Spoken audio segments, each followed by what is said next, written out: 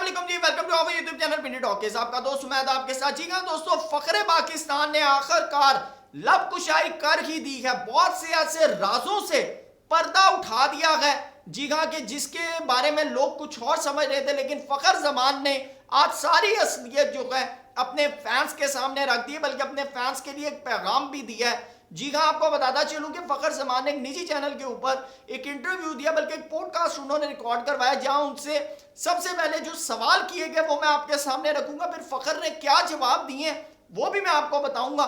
जी हाँ, फखर जमान से सबसे पहला सवाल किया गया, क्या आप ये नेशनल T20 कप खेल रहे हैं, आपको ये कैसा लग रहा है और इसके अंदर सबसे बेहतरीन बॉलर आपको कौन सा नजर आया। दूसरा जो उनसे सवाल किया गया कि दुनिया में कोई ऐसा बॉलर बताएं कि जिसको आप बड़ा एहतियात से खेल रहे हैं। जी हाँ, तो उसके ऊपर भी उन्होंने जवाब दिया। फिर उनसे उनकी इंजरी के हवाले से पूछा गया कि जो उनकी इंजरी है वो किस हद तक गई है और क्या उसके मामलात हैं। और चौथा जो उनसे सवाल किया गया वो बाबर आजम के मुतालिक ट्वीट के ऊपर किया गया कि आपने वो जो ट्वीट की थी वो किस पर्सपेक्टिव में की थी और आपके माइंड में उस वक्त क्या चाह रहा था। जी हाँ, और फिर उनसे पूछा गया कि सुना है कि मोहसिन रजा नकवी साहब जो हैं वो नहीं चाहते कि आप पाकिस्तान टीम के अंदर आए। जी हाँ, उसके ऊपर उन्होंने क्या जवाब दिया ये भी आपको बताएंगे।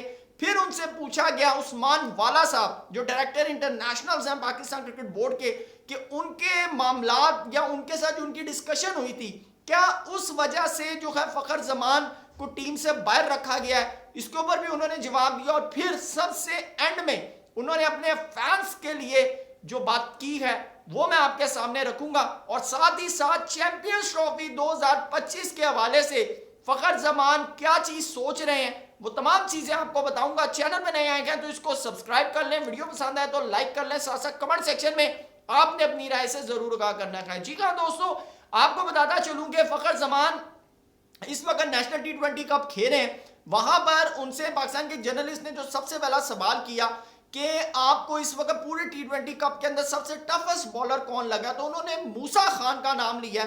उन्होंने कहा कि मूसा खान पहले पेस के ऊपर बहुत ज्यादा फोकस कर रहे थे, लेकिन अब उनकी बॉल के अंदर वेरिएशंस आ रही हैं, और उन्होंने कहा वेरिएशंस आना सबसे ज्यादा जो इफेक्ट हो रहा है वो मौसम की वजह से है, क्योंकि पिंडी में दिसंबर के अंदर नमी ठंड बहुत ज्यादा होती है, तो इस वजह से पिच जो है वो काफी वेरी कर रही है। इसकी वजह से मूसा खान की बॉल के अंदर जो है काफी वेरिएशंस आ रही हैं। फिर उनसे ख्वाजा नाफे के बारे में पूछा गया, तो उन्होंने जो इसके साथ वो आजकल ओपनिंग कर रहे हैं, उन्होंने कहा ख्वाजा नाफे यंग टैलेंट है, इसको 2-1 साल लगेंगे, इनको चाहिए PSL खेलें। और ये बिल्कुल जिस तरह मैं स्पार्क साइम अयूब के बारे में कहता था ना कि आगे जाके ये बाबर आजम सेकंड बाबर आजम बनेगा, तो ख्वाजा नाफे जो है ना, अगर ये 2 साल क्रिकेट खेलता है सही और जैसे PSL वगैरह इस तरह के इवेंट खेलता है, तो 2 साल के बाद ये पाकिस्तान टीम के अंदर सेकंड साइम अयूब होगा। बड़ी प्रेडिक्शन कर दी है फखर जमान ने।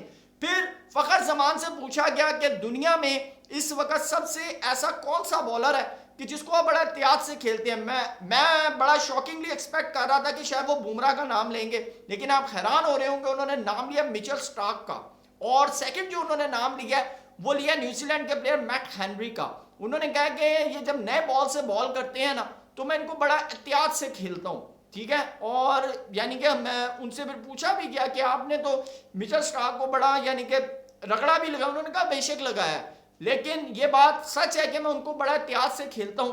और दूसरा उन्होंने कहा कि जो लेफ्ट हैंड का बॉलर होता है ना वो मुझे थोड़ा सा प्रॉब्लम करता है, नई बॉल से खास तौर पे मुझे प्रॉब्लम करता है। बहरहाल फिर उनसे खास तौर पे जो उनसे क्वेश्चन किया गया वो चैंपियंस ट्रॉफी 2025 के ऊपर किया गया। उन्होंने कहा देखिए, मैंने पाकिस्तान क्रिकेट बोर्ड को खुद रिक्वेस्ट की थी कि मुझे 2 महीने का रेस्ट चाहिए। बेसिकली मैं अपने माइंड के अंदर इस वक्त जो मेरा सबसे बड़ा गोल है वो पाकिस्तान टीम के लिए चैंपियंस ट्रॉफी खेलना है, और मैं चैंपियंस ट्रॉफी तक अपने आप को फिट करना चाहता हूं, और मैं इस गोल के ऊपर काम करूं, और मेरा ये एम्बिशन है कि मैं पाकिस्तान के लिए चैंपियंस ट्रॉफी जो है वो खेलूं। तो यहां पर जो फखर जमान के फैंस है ना उनके लिए बड़ी गुड न्यूज है कि फखर जमान मेंटली तौर पर खुद रेडी हैं चैंपियंस ट्रॉफी 2025 के लिए। फिर जो सबसे मेन चीज जो उनसे सवाल किया गया बाबर आजम के ट्वीट के ऊपर, उन्होंने कहा देखें, जब मैंने वो ट्वीट किया ना उस वक्त तक ऑस्ट्रेलिया का स्क्वाड अनाउंस नहीं हुआ था। सेकंड चीज। दूसरी चीज, मैंने बेसिकली वो ट्वीट इसलिए किया कि मैं मीडिया पे हर जगह यही सुन रहा था कि बाबर को निकाल दो, इसको ड्रॉप कर दो, इसको ड्रॉप कर दो, इसको ड्रॉप कर दो। कहते यार हम पठान लोग हैं, मैंने जब ये चीजें सोची, मैंने सुनी, तो मुझसे रहा नहीं गया कि यार एक बंदे ने इतनी खिदमत दी है आपको, इतनी जबरदस्त किस्म की बैटिंग की है, उसके बावजूद आप लोग यानी कि कुछ सोचे समझे बगैर अगर एक प्लेयर के ऊपर एक बुरा टाइम आया है तो आप लोग उसको जो है इस तरह कह रहे हो कि उसे उठाकर बाहर फेंक दो। कहते हैं मैंने वो ट्वीट कर डाला, और मेरा ट्वीट करना पाकिस्तान क्रिकेट बोर्ड के डिसीजन के ऊपर यानी क्रिटिसिज्म नहीं था, बल्कि मैंने उन लोगों को जवाब दिया जो ये कह रहे थे कि बाबर को टीम से बाहर निकाल दो। ये उन्होंने बड़ा, और उन्होंने कहा कि मैं बेसिकली पाकिस्तान क्रिकेट बोर्ड का मुलाजिम हूं, ठीक है, हम वर्कर हैं, हम वहां हम कभी भी जितना मर्जी हम बड़े प्लेयर हो जाएं, हम कभी भी पाकिस्तान क्रिकेट बोर्ड से बड़े नहीं हो सकते। ये कहना है फखर जमान का। तो यहां पे ये चीज तो बड़ी क्लियर हो जाती है कि फखर जमान जो है उन्होंने अपना मौकफ जो है वो बड़ा क्लियर पेश किया और बड़ा ठोस तरीके से पेश किया।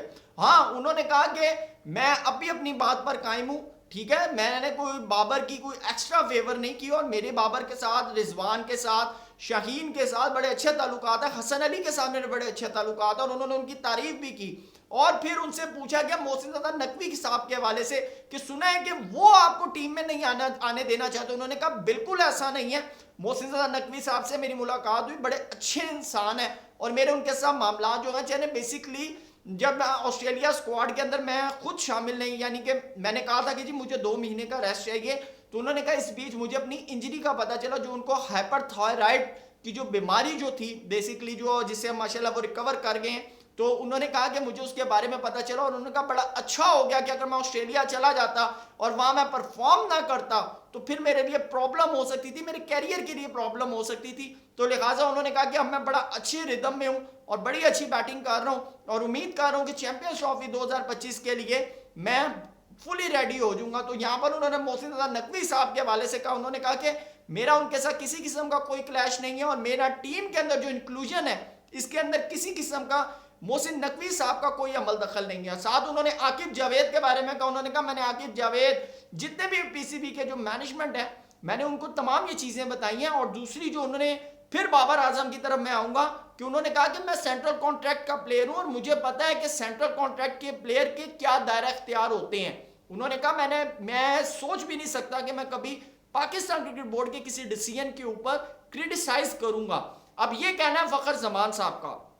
फिर उनसे पूछा गया कि क्या उस्मान वाला साहब की वो जो आपकी एक जो मीटिंग हुई थी, बेसिकली वो एक कनेक्शन कैंप जो था वो एक कंडक्ट किया गया था, वहां आपने बड़ा खुल्लम खुल्ला बोला। तो उन्होंने कहा जी मैंने वहां पर जो बातें की थी उस्मान वाला साहब ने वहां पर वो बातें एग्री की थी, ठीक है। और उन्होंने कहा ये कोई पहली दफा नहीं हुआ, हम बहुत सी दफा जो है ऐसी मीटिंग्स कंडक्ट कर चुके हैं और हम बड़ा खुल के उन मीटिंग्स में बोलते हैं।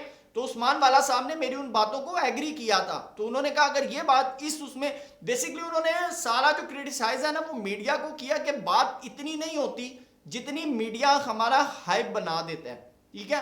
तो उन्होंने यहां से बड़ा क्लियर एक चीज बता दी है। बहरहाल अब आती है वो चीज के फैंस, उनसे पूछा गया कि जी आपके फैंस ने तो बड़ा अग्रेसिव जो है वो बिहेव दिया।